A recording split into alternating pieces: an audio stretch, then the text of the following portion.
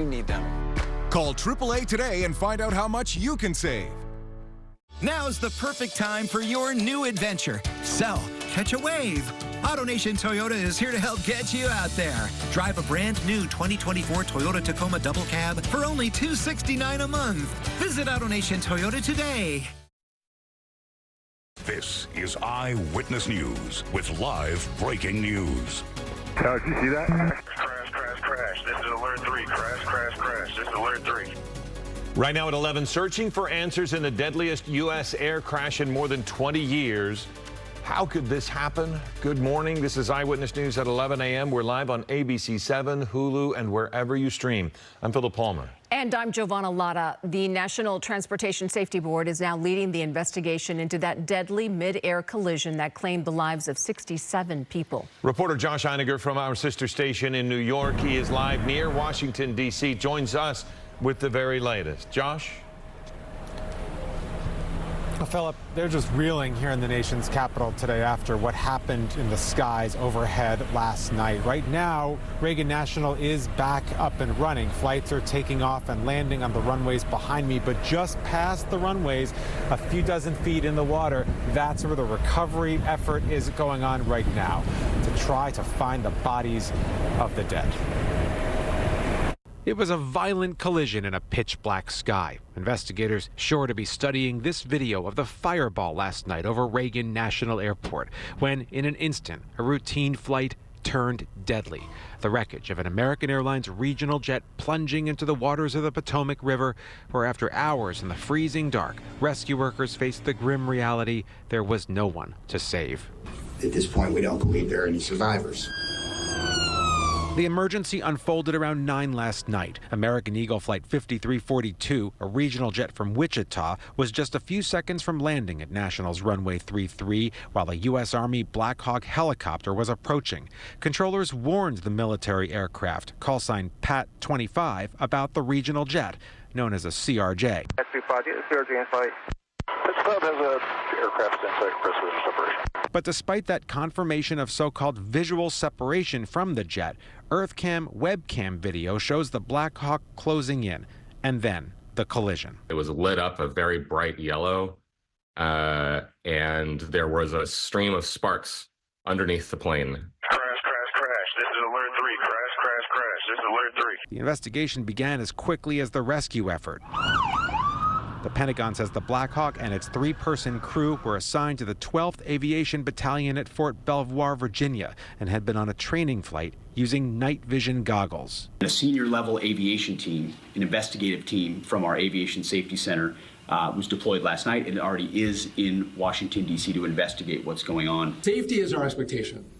Everyone who flies in American skies expects that we fly safely, that when you depart an airport, you get to your destination.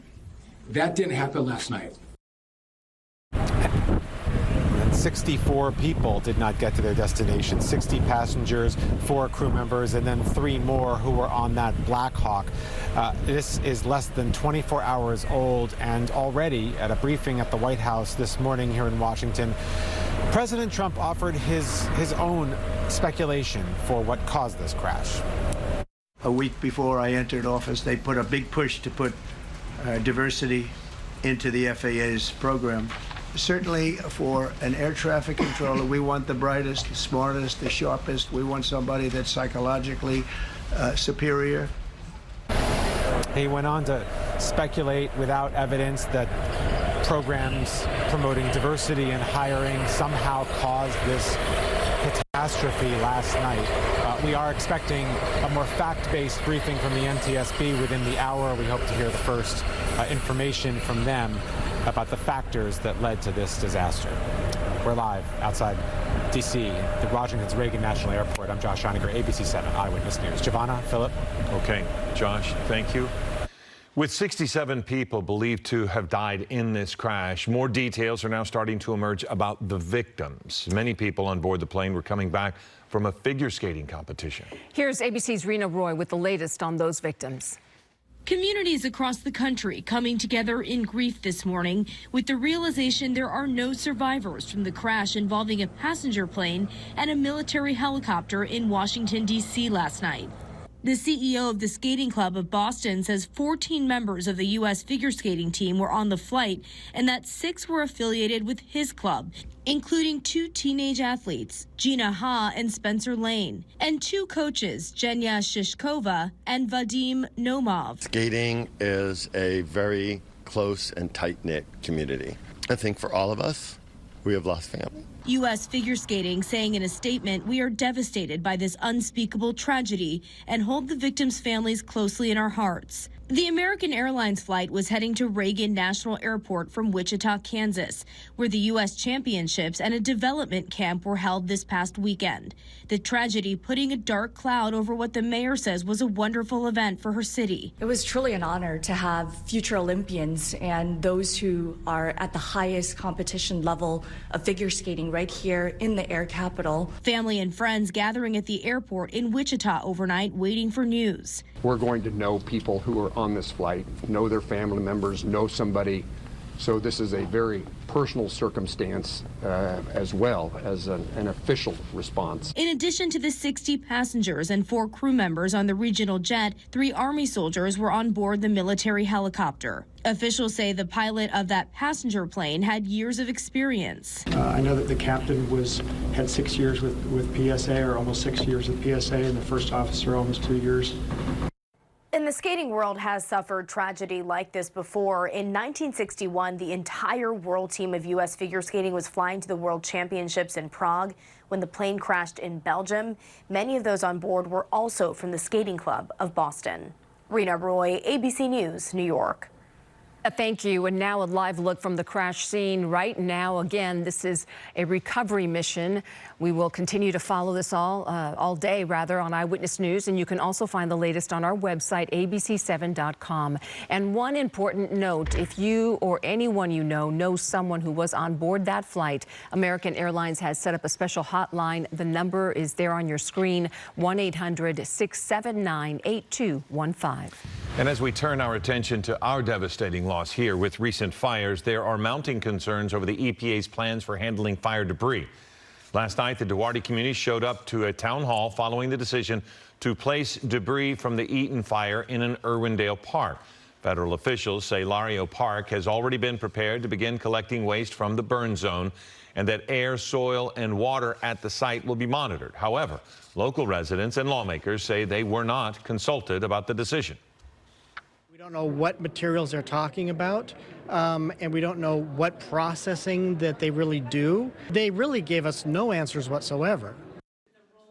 The EPA told Eyewitness News that more could have been done to reach the surrounding communities and inform them, even though the agency did engage with the property owners as well as LA County.